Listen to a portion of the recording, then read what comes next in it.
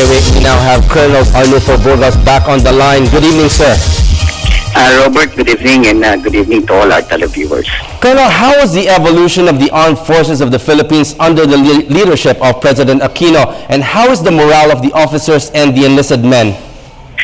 First and foremost is when it comes to the morale and discipline of the troops, it remains to be high, and the support that the current administration is providing to the armed force of the Philippines is really unprecedented, considering the fact that during the time of the AFP modernization from 1995 to 2010, what we received is about 54 billion for that 15 years.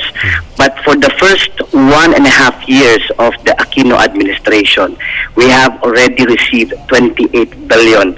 And just this morning, the President made a pronouncement that the government is providing the Armed Forces of the Philippines for its modernization and capability upgrade program, for its 5-year medium-term development program, around 75 billion pesos. So with that, would you say that there has been a significant improvement in the overall modernization program of the AFP?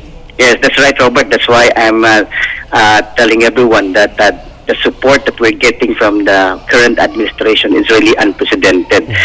Imagine for 1.5 years, we have received a total of 28 billion. And for the next 5 years, since the AFP Modernization Act has already been signed, we are expecting 75 billion, enough to achieve that minimum credible defense posture. So you would say this 75 billion extension is sufficient enough to enhance the capability upgrade of the armed forces? Yes, that's right. And this is a continuing program. We're only speaking of the first 5 years. And although we are exhausting all measures to generate funds for the needed capability upgrade of our forces. So how will the budget be divided among the different branches of the AFP?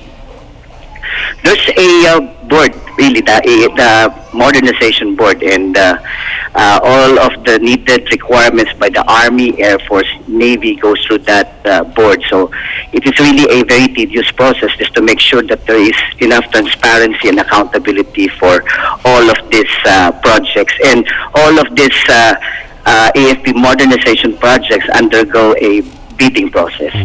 So has the bidding process started, or are we just discussing this at the moment?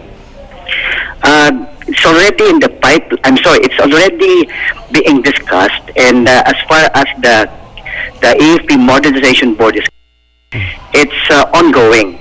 And the bidding process takes place at the Department of National Defense, with the project management teams coming from the Army, the Air Force, and the Navy that determines the needed requirement for each major service. And so would you say that the internal threats to our security are slowly being resolved? What is your assessment of the AFP's dealing with the Abu Sayyaf and the CPP-NPA? And is the MILF working very closely with you in peacekeeping operations against lawless elements? The IPSP Bayanihan is already on the 3rd year by January 1st, and it will run for the next 6 years. And starting 2011, we have seen a very significant improvement as far as the internal security operations is concerned. That's why in that IPSP Bayanihan, the first 3 years will be focusing on ISO, and starting on the 4th year, which is on 2014, we will slowly transition to territorial defense. And just this morning, during the Armed Forces of the Philippines, it was pronounced by the AFP Chief of Staff, General De Leosa, that 20%, there is a 20% reduction in the violent activities launched by the New People's Army. And our armed forces is continuously supporting all the peace initiatives of this government. So what about the benefits for our soldiers? The President has given a lot of focus in improving the soldiers' lives. Are they happy with this attention? Yeah, that's right. In fact, our soldiers are having that round-the-clock continuous relief and humanitarian operations in the south. and our field commanders make sure that there is enough morale and welfare being provided to them. And as far as morale and welfare is concerned, the President Commander-in-Chief has provided a total of around 10,000 houses for our soldiers. So and finally, any programs being undertaken by the AFP and with regards also to the Yuletide ceasefire? Say that again, Robert. Sir, on the final word, sir, with regards to the Yuletide ceasefire and also any programs being undertaken right now by the AFP?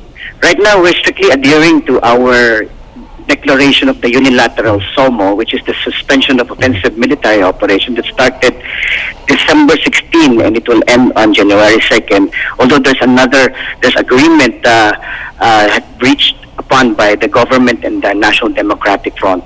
We will continue to adhere to that declaration and to that agreement. And right now, our forces are practicing and providing that proactive defense countermeasures just to make sure that our citizens are protected during the holiday season. Okay, on that note, thank you very much for joining us tonight. That was Colonel Arnulfo Burgos, spokesperson of the AFP. Thank you, sir, and Merry Christmas. Thank you. Good evening.